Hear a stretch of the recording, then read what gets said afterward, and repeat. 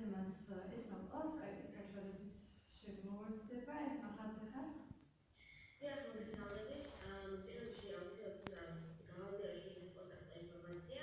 298 არის ჩვენი ტელეფონის ნომერი, ხოლო Skype-ის მისამართი არის ობიექტივი 2 ასოები.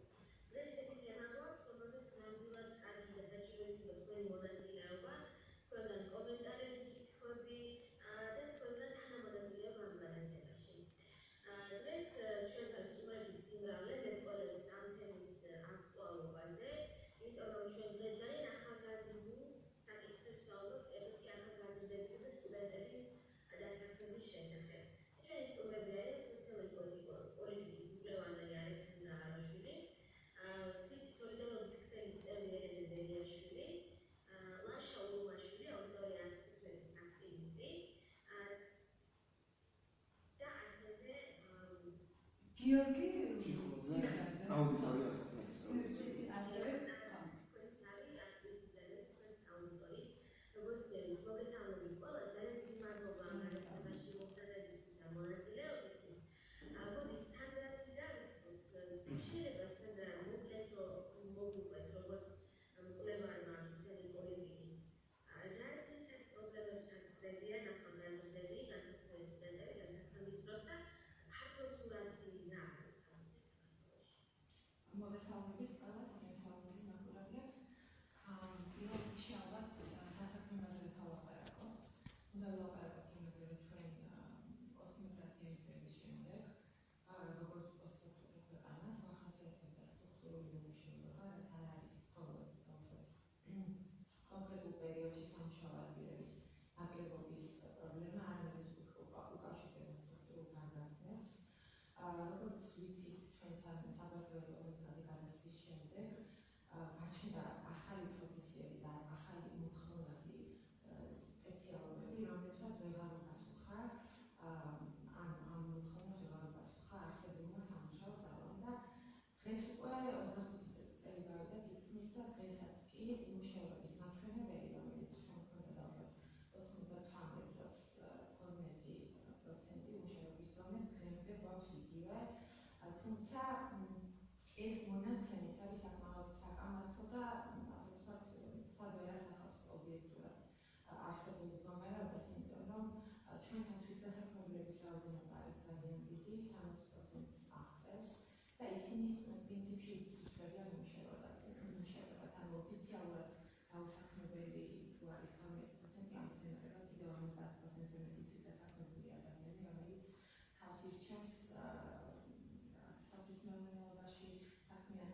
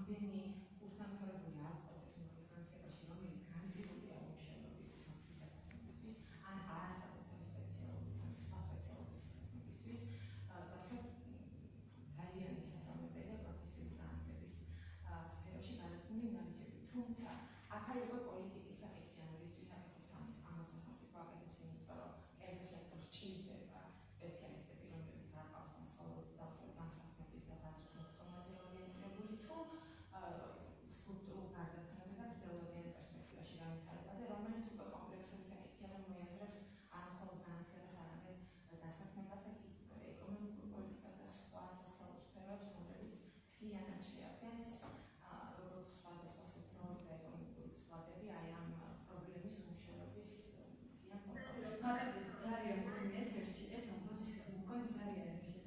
გისმენთ ხარს თქვენ? პედაგოგიაში.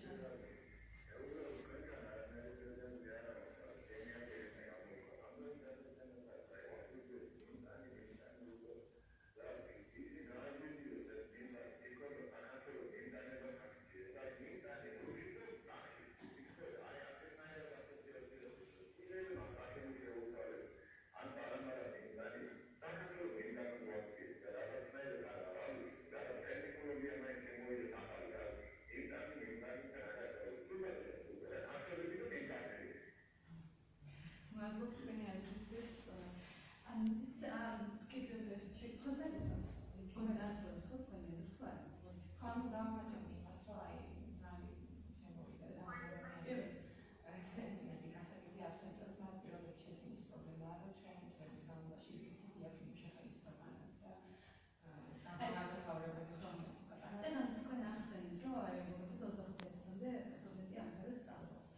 როგორ ფიქრობთ თქვენ არასწორი მიმართულებით თუ არ აბარებთ თუნდაც სტუდენტები აი რადგან მე მაქვს შეხედულება რომ პოპულარიზირებულ ადგილებში აბარებენ და თვლიან რომ რაღაცა მოუტანთ მათ რაღაც ადგილს არასწორი მიმართულებით აბარებენ თუ არა მეტწილად ახალგაზრდები ამას როგორ ფიქრობთ? ну პრინციპში ეს კულტურულადაც არის ძალიან ძლიერი ფენომენი რომ ყველას გონია რომ თუ უმამეს განათლებას მიიღებს უფრო მეტი შანსი აქვს რომ დასაქმეს, მაგრამ პრაქტიკა ბავშვებს ესე არ არის, იმიტომ რომ აღარ არის ჩვენთან ისეთი ტიპის სამუშაო ადგილები, რომ აკადემიური განათლების მქონე სპეციალისტებმა უპასუხონ ამ მოთხოვნას, ხო?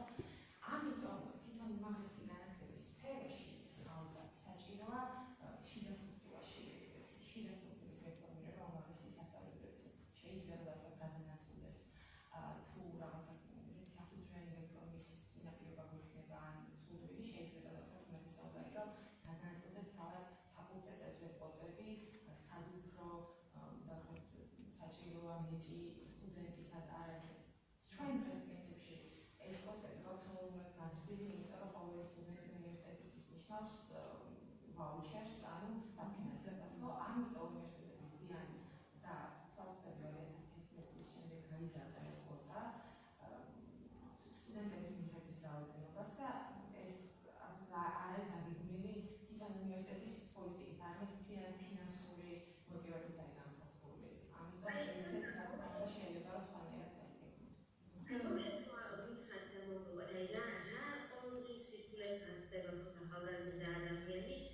დასაქმების და სამუშაო სპორტის დროს და კიდევ მნიშვნელოვანი საკითხია, რატომ არის ახალგაზრდების დასაქმება უფრო პრობლემური, იმიტომ რომ ძირითადად ახალგაზრდების ცხოვრება ყველა სამსახურზე და ყველა სამუშაო ადგილასთან. მაინც ახალგაზრდები უფრო მოწყვლადები არიან სოციალობის მიზნების გამო ცოცხლად. და ბოდიში კიდევ სამოსტენ ხალხს არასწორად არის დაგეგმილი და შეიძლება სხვანაირად დაიგეგმოს, თუ შეიძლება ესეც უთხრა ამის შესახებ, როგორ შეიძლება დაიგეგმოს? კი ბატონო, ანუ პირველ რიგში ესე იგი ახალგაზრდები რა თქმა უნდა წარმოადგენენ შედარებით მოწყვლად ჯგუფ სპეციალისტების, იმიტომ რომ ისინი ძირითადად დასაქმების აქტებია ხოლმე არასტაბილურ და დროებით სამუშაო ადგილებზე, ხო? და მით უმეტეს ჩვენთან ამას ხელს უწყობს ეს რაც აღნიშნეთ, რომ სერვისის სფერო არის ყველაზე განვითარებული, სადაც სტაბილური სამუშაო ადგილი თითქმის არ არსებობს. ამას ემატება ისიც, რომ ასეთი ტიპის სამუშაო ადგილებზე დასაქმებული არის თვითონ სამუშაო ადგილზე შრომითი პირობების და შრომითი უფლებების თვალსაზრისითაც აწყდებიან ძალიან ბევრ გამოწვევებს, ამაზე ელენიც ისაუბრებს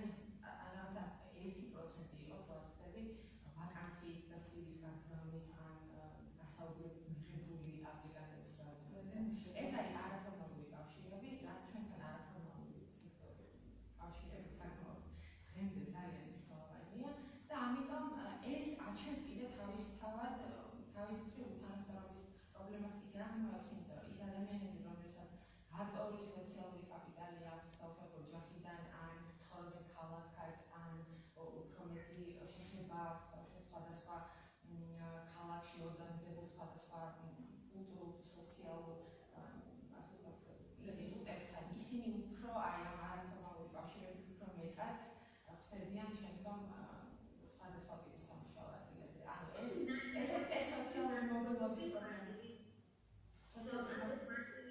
პრობლემაა ეს ნეპოტიზმის და ნაცნობობის ასევა.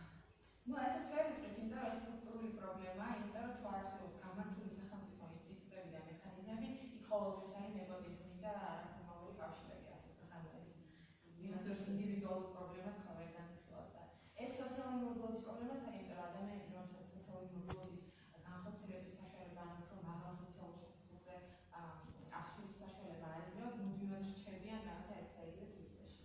თუმცა აი მას შემდეგ ეს სერვისის სფერო განვითარდა უფრო და უფრო მეტი ადამიანი რეგიონიდან და ძირითადად ადამიანები, რომლებსაც ან არ აქვს საშუალება რომ სწავლის ფული გადაიხადონ, ან უკვე ჩააბარეს და ვერ იხდიან და სტატუსი აღჭურვილი, ან საერთოდ არ აბარებენ, აი სწორედ ისეთი ადამიანები მუშაობენ აი ამ თუმცა ძილს უნდობლობის მომენტი ჩდება ხოლმე, რადგანაც გვთქვიან რომ არ გაუმართლებ და მაინც არ იმართავენ ამ სფეროს, ხო? ანუ რაღაცა მიიღებულობენ თითქმის მომის ხოლმე ხალხთან შეწყობილები, რომ აი დასაქმების სფერო რაღაცა უნდობლობის მომენტი უჩნდათ ხოლმე მეტწილად ახალგაზრდებს. შეხედულება რომ ყოველ შემთხვევაში. მოდი, ეს რა, გადავიდეთ ერენეზე, თორე თქვენ ჩაიგდოთ ჯენის სწორები, ხო? ეს რა დიახ, ნამდვილად ერენეს საოცრებო კითხვა ყოველდღიურობა ახალგაზრდისა, რომელიც ცდილობს თქვა დასაქმებას ან არის დასაქმებული. აი რა პრობლემებს აწდება მაგალითად სტუდენტი, რომელსაც სურს სამუშაოს მოძიება, აქვს სამსახური, მაგრამ რა მაინც ძალიან დიდი პრობლემები იგივე თქვა ხელფასის ანაზღაურება არაადეკვატური, თუ იქნება ეს დროის ნაკლებობა და სამუშაო გრაფიკის შეუთავსებობა, რა არის ეს პრობლემები ამაზე კონკრეტულად რომ მადლობა ეს საინტერესო შეფასებისთვის. სანდან ძალიან კარგად დაახასიათა დღევანდელი გარემო და მოცემულობა და ის პრობლემები, რომელსაც აქვს მრავალწლოვანი ხასიათი. რაც შეეხება ახალგაზრდებს, უნდა ვთქვათ, რომ პირველ რიგში, როდესაც ახალგაზრდები ხდებიან სტუდენტები, ჩვენ თვითონ ეს გამყოლტებით არის კულტურული მომენტი, როდესაც ისინი ვერ ირჩევენ სწორ პროფესიებს და მე უჭირთ დასაქმება. ან ეს გამყოლტებით პროფორიენტაციის პრობლემაც არის, როდესაც მათ არ აქვს ინფორმაცია, სად შეიძლება ისწავლონ უკეთეს, რომელი მიმართულება შეიძლება გახდეს მათთვის მისაღები, ან რომელია შრომის ბაზარზე კონკრეტ მოთხოვნადი და ასე შემდეგ. ბოლოს პრემიება შეიმუშავოთ პუნქტიანი სამოქმედო გეგმა, რომლის თანახმადაც ცალსახადო იყოს განსაზღვრული პრიორიტეტი, განათლება და პროფესიული განათლება, თუმცა აქ ექცევა ყურადღებას განათლების პოლიტიკა უნდა შემუშავდეს შრომის ბაზარზე ორიენტირებით. თუმცა როდესაც ამას არტიკულირებენ, შეგვიძლია შრომის ბაზრის არარეგულირებადი ხასიათი და რა ხდება შრომის ბაზარზე. ერთია ჩვენ გვინდა განათლება და გვინდა დასაქმება, მაგრამ როდესაც საქმდებით ეს ცალკე პრობლემაა. უშუალოდ სტუდენტებზე რომ ვისაუბროთ, სტუდენტები ცდილობენ სწავლასა შეთავსებით იპოვონ სამსახურები, მაგრამ ეს სამსახურები არის ძალიან ცოტა და მხოლოდ შეიძლება სერვისის და მომსახურების სფეროში დასაქმდნენ და სერვისის და მომსახურების სფერო სწორედ ის სფერო, რომელიც გამოირჩევა ხშირი და უხეში დაავადებით შრომითი უფლებების თვალსაზრისით და შესაბამისად ამ დროს მოგახსენებთ ახლა შესაბამისად ამ დროს სტუდენტებისგან იდგება ფაქტობრივად ისეთ მოცემულობის წინაშე, რომ მას უწევს არჩევანის გაკეთება ისწავლოს თუ გააგრძელოს მუშაობა. ეს მუშაობა მას სჭირდება არა იმიტომ, რომ რაღაცა ტიპის გამოცდილება მიიღოს, არამედ იმისთვის, რომ შეძლოს სწავლის საფასურის გადახდა.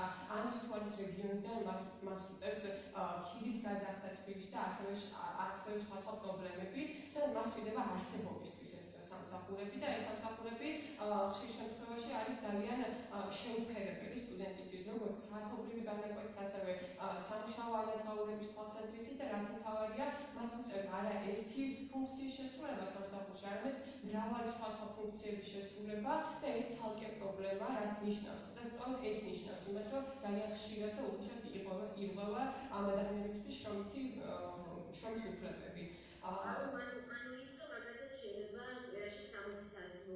მუშაობა რა შემთხვევაში საკმაოდ ეს ვერ შეძლებს სასწავლო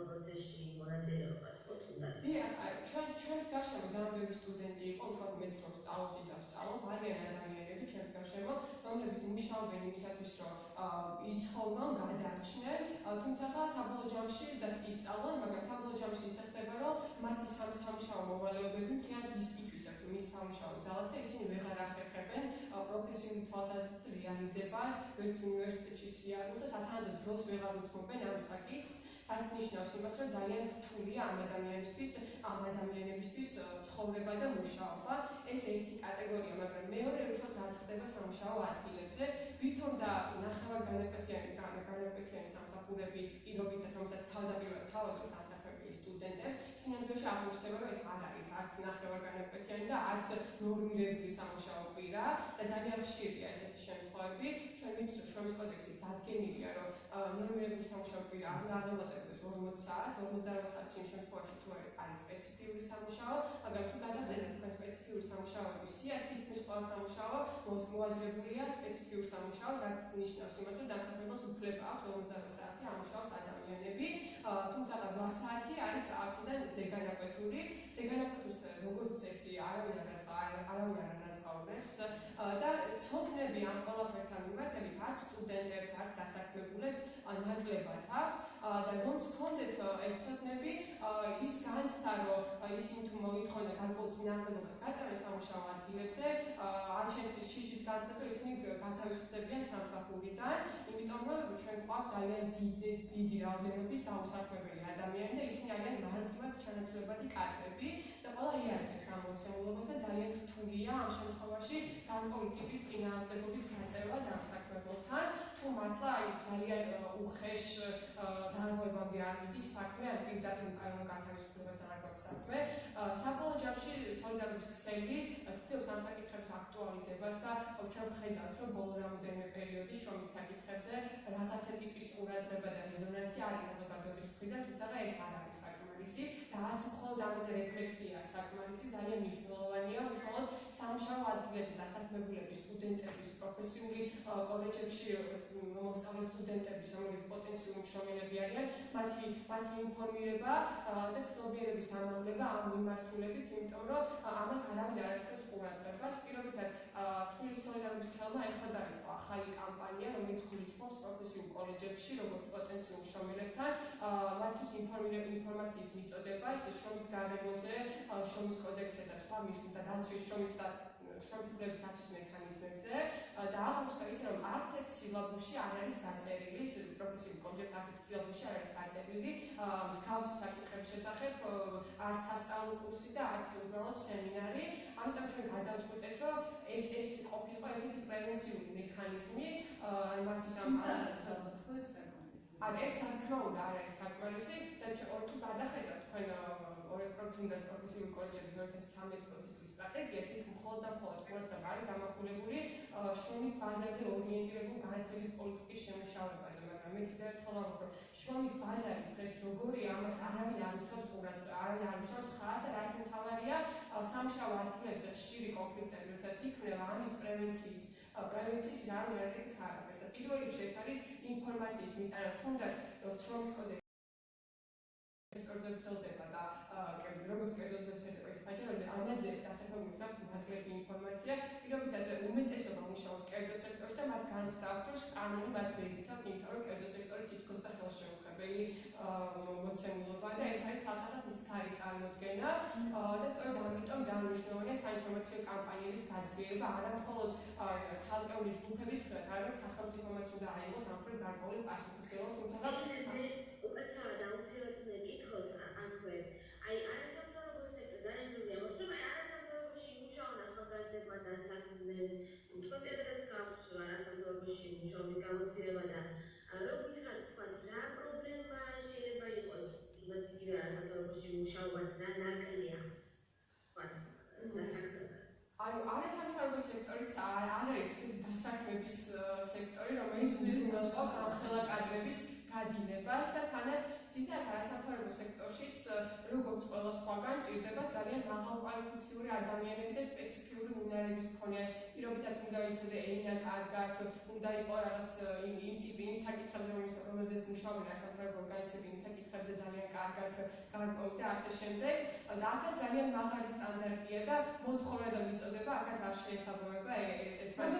დასაქმების სექტორი ვერ უზრუნველყოფს და არც უნდა უზრუნველყოს დასაქმების პრობლემის გადაჭრა და ეს არგუმენტი არ შეიძლება განვიხილოთ როგორც დასაქმების პრობლემის გადაჭრის არგუმენტად, იმიტომ რომ ასამხლებო სექტორის წილი შეიძლება 1%-იც არ იყოს დასაქმების კუთხით. აი ხა თქვენ ახსენეთ რომ მოითხოვენ განათლებას უმაღლეს ენებს და ამდენი მოთხოვნების მიუხედავად შესაბამისი ანაზღაურება თუ არის მათი მხრიდან? დიახ, აი ანაზღაურების პრობლემა არის ცალსახად ძალიან მწვავე ჩვენს ქვეყანაში. როგორც ამდენ თქვა, სერვისის და მომსახურების სფეროში არის ყველა ბევრი ადამიანი დასაქმებული და სტატისტიკას თუ გადავხედოთ, ეს ძალიან გამგრძელება, კიდევ უფრო მეტი ადამიანი ერთვება ამ სფეროში. დიახ, ზრდადია ეს სექტორი, რომ ვთქვათ. თუმცა ეს სექტორი გამოირჩევა ყველაზე მანკერი პრაქტიკები.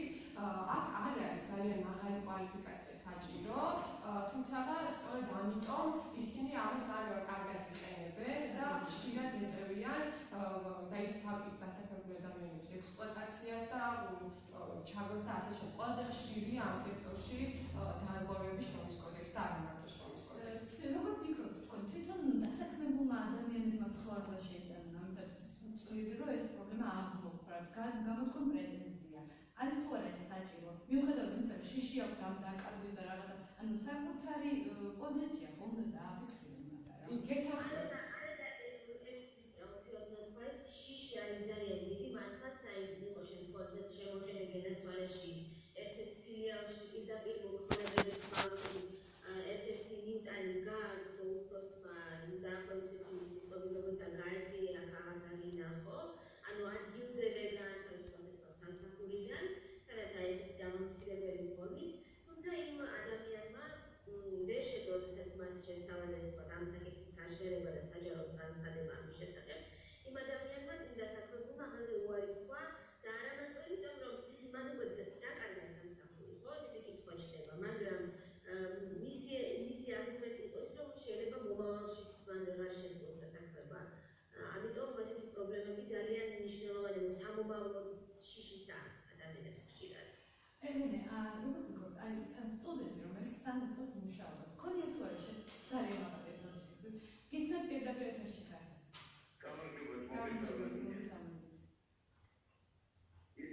დიახ, ისმის ხება.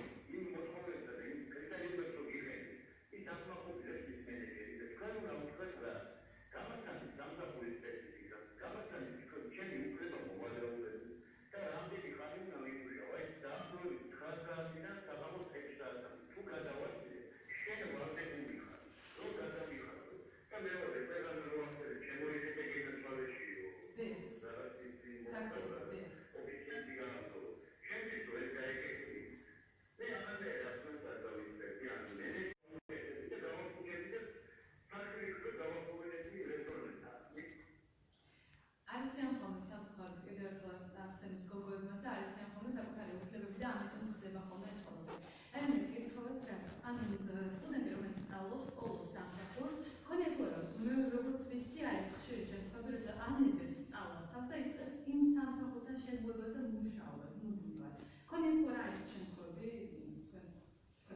კი, იქამდე პირველ იმას დავუბრუნდები, უნდა აიღო თუ არა ამ მშრომელობა პასუხისმგებლობა, რა თქმა უნდა აიღო უბრალოდ და ჩვენ მიზანიც ეს არის შრომთა ორგანიზება და შრომთა ორგანიზება თავიანთი პრობლემის ადვოკატირების მიზნით და ჩვენ მუდმივად დავდივართ დასაქმების ადგილებზე ვესაუბრებით, ვაწყობთ საჯარო შეხვედრებს და ასე შემდეგ, ყველანაირ ხელს მიმართავთ მათი ინფორმირების მიზნით, თუმცა ეს არის ერთ-ერთი მნიშვნელოვანი გამოწვევა.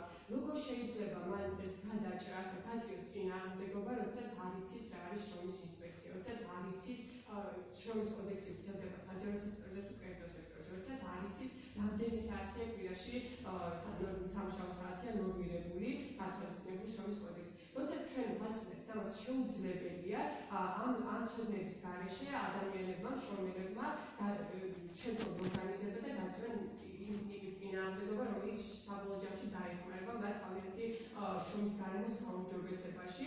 ამიტომ პირველი რაც არის, რომ უნდა შევუწყოთ მათ ხელი და გავაცნოთ მათთვის მნიშვნელოვანი ინფორმაცია, რათა შეძლონ იმ მოცემულობის უფრო კარგად და ფართოდ დანახო, რაც მათ დაეხმარება ახალი ბრძოლის წამოწყებაში, რომელიც რეალურ გავლენას მოახდენს მათ სამუშაო გარემოზე.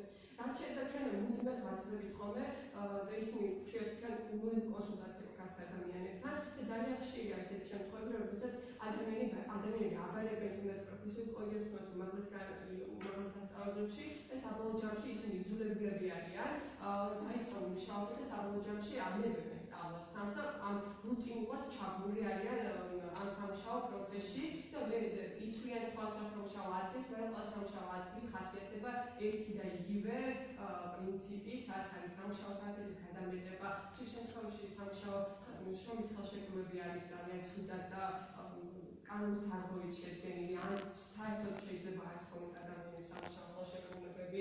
პრობლემა არის ისიც, რომ არ აქვს კონკრეტულად დაწერილი თავიანთი ფუნქციები და ესეც უშუალოდ დარღვევა, მაგრამ თუ ადამიანმა არ იცის ამის შესახებ, ამაზე ვერ ექნება ადეკვატური რეფლექსია, მაგრამ რომ გქონდეს მეკითხარი, რომ იმდენად მაღალია ჩვენთან დასაქმებლების მაჩვენებლები, მათ აქვს ძალიან ლეგიტიმური შიშის განცდა და ისინი არ მუშაობენ თან მარტო თავიანთი თავისთვის, მათ უკან დგას ძალიან ბევრი ადამიანი, რაც ნიშნავს იმას, რომ ეს წინააღმდეგობის გაწევის სურვილი უფრო და უფრო მცირდება, თუ მართლა ძალიან ისეთ შემთხვევასთან არ გვაქვს საქმე, ძალიან კრიტიკულ შემთხვევასთან არ გვაქვს საქმე და უბრალოდ სხვა გზა არჩევა დასაქმებულს გარდა წინააღმდეგობის. თუმცა კი თუ არ დავაფორსირებთ პოზიცია, არამედ ვფიქრობ, რომ არაფერი არ შეიძლება მაინც. ესე ვფიქრობ, ეს მაგისენ შეიძლება თქვენს გამოცდილებაზე გვიამბეთ, თქვენ სტუდენტებად ეკონომიკის ფაკულტეტის გიმოხარესლიათ ერთად არასამთავრობოში და ახლა მაგრამ ეძებთ ახლა ამჟამად სამსახურს. აი ამაზეც რო გვიამბოთ, რატომ ეძებთ, მიუხედავად იმისა, რომ გაქვთ გამოცდილება, თქვენ სადაც მეუბნებიან, რომ გამოცდილება უნდა გქონდეთ და დასაქმები, ხო, რაღაც გამოცდილება გაქვთ, მაგრამ თქვენ მაინც ვერ პოვოთ სამსახურს, აი რომ გვიამბოთ თქვენ სამსახურის ძიების პროცესს. No, თავიდან უნივერსიტეტში ჩაბარებიდან მოყოლებოდი, საცისიერებიდან დავწერეთ, რომ სამსახურის ძიება და იქიდან გამომდინარე, რომ საკმაოდ რთულია ზოგადად სტუდენტისთვის სამსახურის მოძიება და შესაბამისად პირველ კურსების სტუდენტისთვის მithumetes რთული მოსაძლია სამსახური. პირველი რისი საშუალებას მომეცა ის იყო ერთ-ერთი არასამთავრობო ორგანიზაციაში მართალმსახედებ. იქ ასეთი მუშაობაც არ იყო იმას ვინაიდან არანაირი ანაცვლება მიაყენა არც ფულად იყო მომხმარებელი. და ალბათ ერთი წლის განმავლობაში მუშაობდი ასე ვთქვათ იმისთვის რომ მქონოდა რაღაც გამოცდილება შემდგომში მომავალში დამეხმარებოდა იმაში რომ რაღაც სხვა სამსახურში გადასულიყავი დამეწყო სხვაგან მუშაობა ვინაიდან ის დაკისრებული მოვალეობები რაც იმ არასამთავრობო ორგანიზაციაში მევალა იგივე მაინც იყო დაკავშირებული იმასთან თუ რაზეც ვსწავლობდა ეკონომიკაზე ვსწავლობდა ჩემი მოვალეობები იყო ამასთან დაკავშირებული. ამის შემდეგ რა თქმა უნდა მე სისტემატურად კვლავ ვაგრძელებდი სამსახურის ძიებას, მაგრამ ეს გრძელდებოდა და დღემდე გრძელდება. უამრავად მძიმე თითქმის ყოველდღიურად ვსწავლავ იმ საიტებს, სადაც შეიძლება რაღაცა სამსახურის მოძიება ვაგზავნი ვაკანსიებს. ხშირ შემთხვევაში არის გასაკვირიც კი არა, იმიტომ რომ ძალიან ხშირად ყველა იმ მოთხოვნას აკმაყოფილებს ვაკანსია, რომელიც მითითებულია, მაგრამ არასდროს არ გირეკავენ და მიდიხარ დასაუბრებაზე შემდეგ აღმოჩნდება რომ როგორც იყო აღწერილი აღწერაში სამსახურის იქ საფუძვლად სხვანაირი ვითარება ხდება და პრაქტიკულად იწევს უარის თქვა იმ უაზრო სისტემაში და სივრცეში მუშაობის.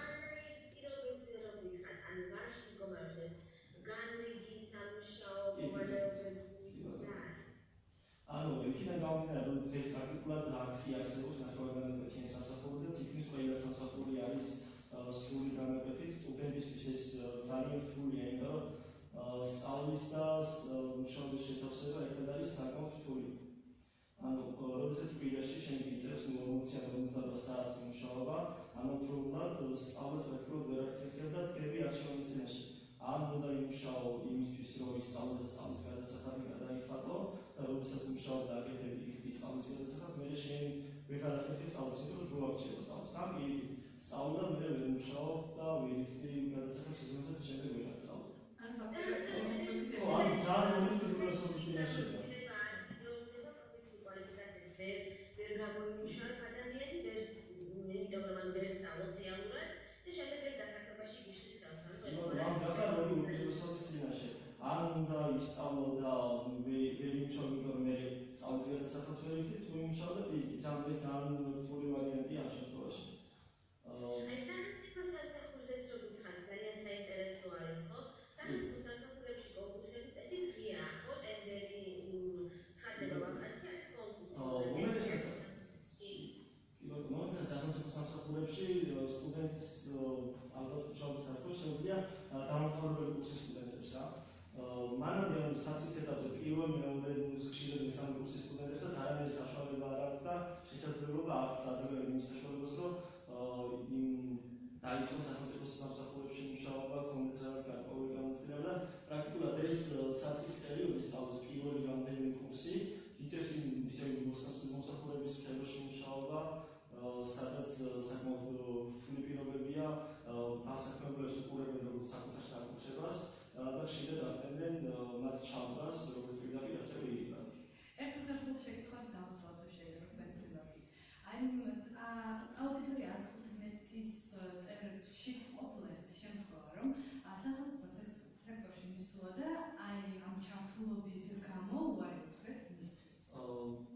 პირადად შემთხვევაში არ ყოფილა ასეთი შემთხვევა, მაგრამ მე რა თქმა უნდა სვენია ძალიან ბევრჯერ, ძალიან ბევრი ზღვა, რომ იმის გამო, რომ აუდიტორიის ამ საქმიანობის გამო, რომ რაღაცებს ვერ იცვლის რაღაც სისტემას და ასე შემდეგ, ძალიან ხშირ შემთხვევაში ყოფილა ასეთი შემთხვევა, როდესაც ასე ვთქვათ დაუბრუნდათ ეს პიროვნება თავის აქტივიზმის მე იქიდან რომ შემთხვევა არ მომენტს უბრალოდ ვერ ვიცნობ სპეციფიკური საკითხები ეს მან მოდი გიორგისთან გადავიდეთ იქით. თუ შეიძლება გიორგი თქვენი გამოცდილება გაგვიზიაროთ და თქვენი პერსპექტივა ამ პრობლემებზე, ახალგაზრდების დასაქმებაზე, რა ბარიერს ასწრება სტუდენტი, რა ბარიერს ასწრება თუნდაც უნივერსიტეტის გამთავრებული ახალგაზრდა, რომელიც აი ერთად ეძებს სამუშაოს. მოგესალმებით, დიდი მადლობა მოწვევისთვის.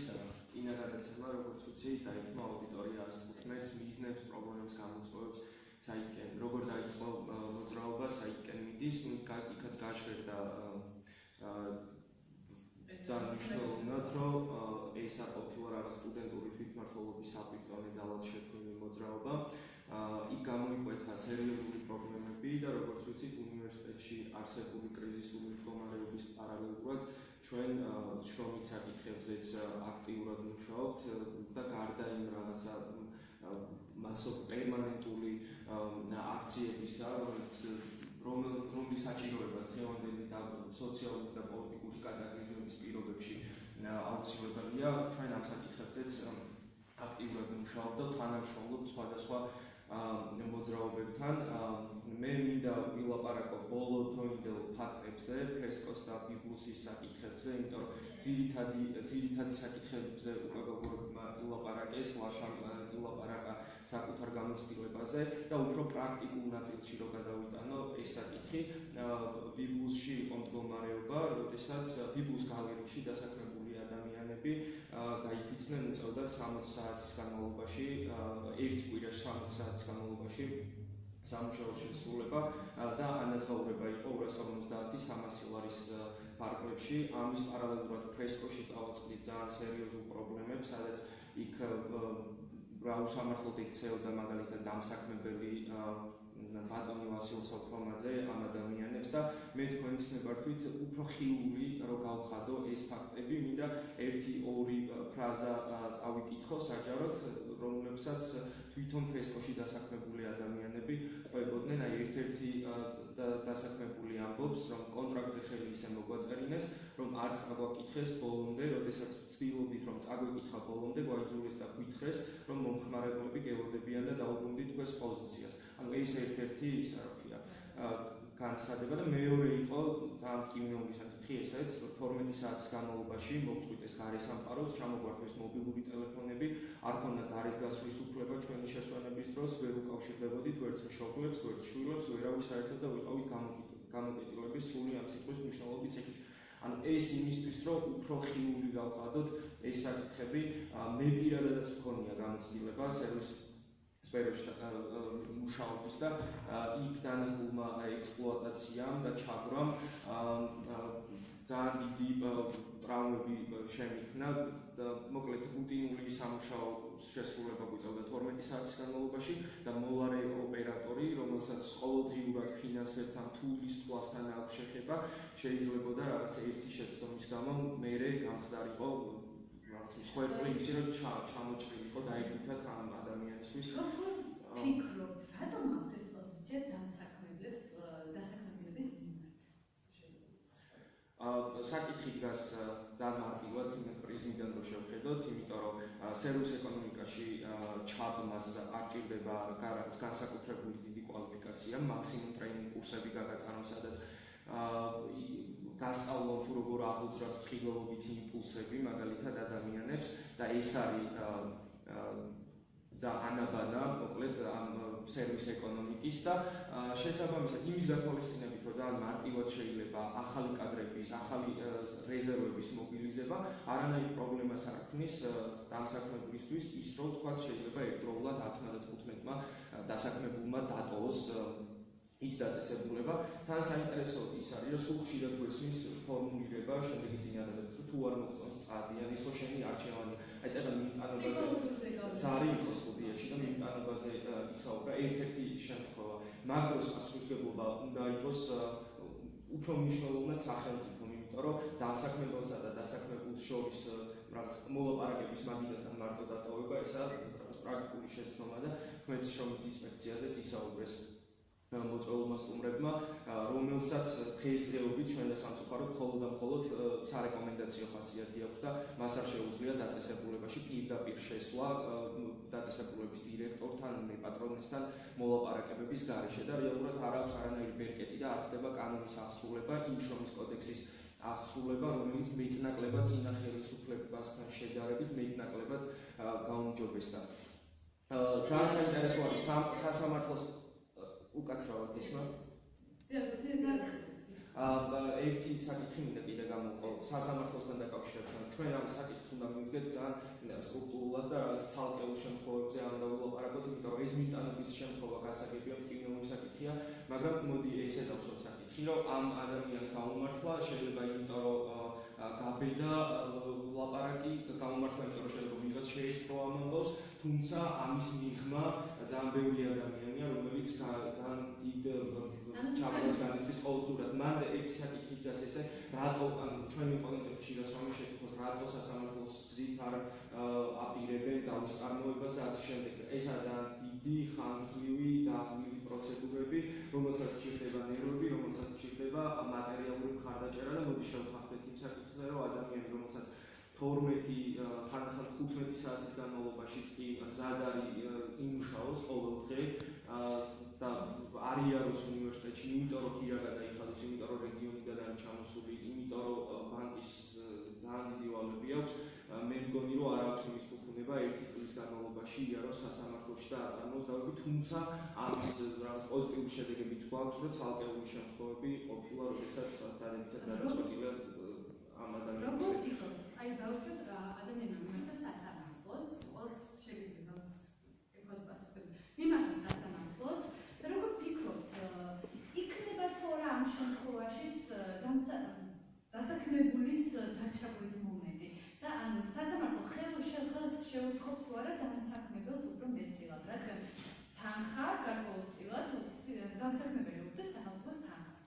ანუ ეს ფაქტები, ანუ თუ ფიქრობთ ამას, რომ სასამართლო გარკვეულწილად დაუჭერს თუ არა დასაქმებელს მხარს. მე ვისაუბრებ შეიძლება.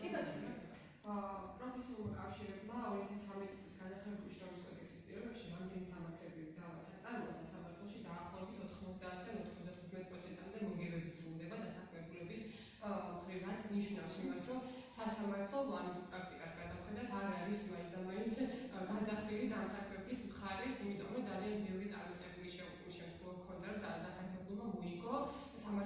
შრომითი დავა და ძალიან ეს ნიშნავს იმას, რომ განათლების შრომის კოდექსი იძლევა იმ საშუალებას, რომ სამართლებრივი შრომითი დავა დამთავრდეს წარმატებულად. ამიტომ შეიძლება ითქვას, რომ ღირის შრომითი დავის სამართლებრივი გზით წაყვანა უბრალოდ ეს არის მართლა გარკვეულ მოცემულობასთან დაკავშირებული, როგორც არის ხანგრძლივი დროის განმავლობაში იწერება იჭირდება მას მართლა ძალიან დიდი ადამიანური რესურსი და გარკვეული სხვა რესურსებით, თუმცა თბილისის სოლიდარობის ქსელი მაგალითად ამ ვალდებულებას იღებს საკუთარ თავზე და რამოდენიმე დავა აქვს შეტანილი სასამართლოში და ველოდებით გააჩინებას და იმედი გვაქვს, რომ ეს ამ შემთხვევაში დამთავრდება დასაქმებულების განმარჯვებით. სამად შეგვიძლია ამ შემთხვევაში სასამართლოს რაღაც დონეზე დაუბრუნდეს.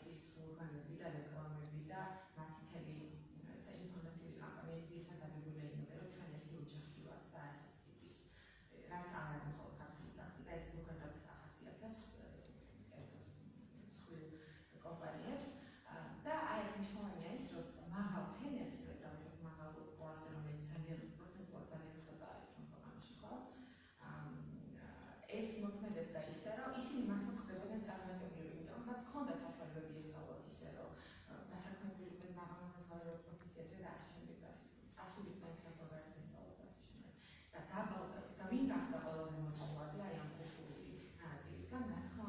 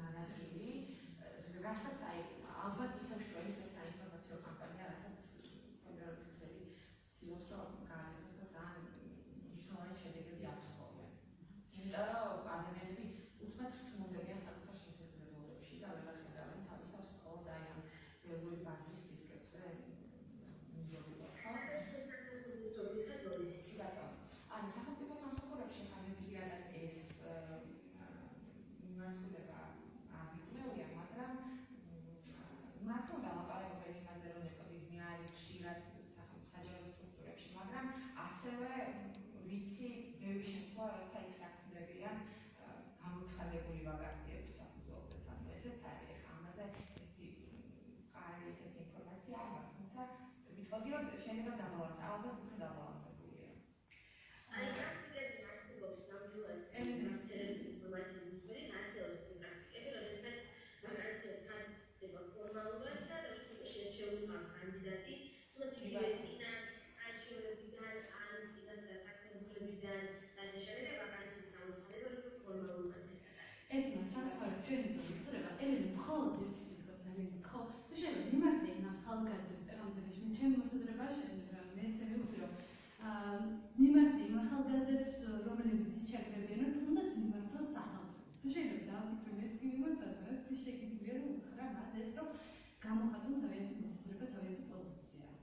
პირველ რიგში მინდა ვთქვა რომ თუ ისინი არიან ნამდვილად თავიანთი შრომითი გამო შემონახულ მდგომარეობაში ის მათ არ უნდა აიტანონ ეს კონფორმისტულად ეს მოცემულობა და უნდა გაწიონ ნებისმიერი ტიპის წინააღმდეგობა რაც შეძლებს მათთვის გარემოსა და თვითონ პირობების გაუმჯობესებას ამ მხრივ არსებობს ძალიან ბევრი ჯგუფი მაგალითად თბილისის სოლიდარობის და არა მარტო და შეუძლიათ ნებისმიერი მსგავსი ჯგუფების და ორგანიზაციების გამოყენება რათა მათ წინააღმდეგობას მისცეს ორგანიზებული ხასიათი და დამყარდეს კარგი შედეგი.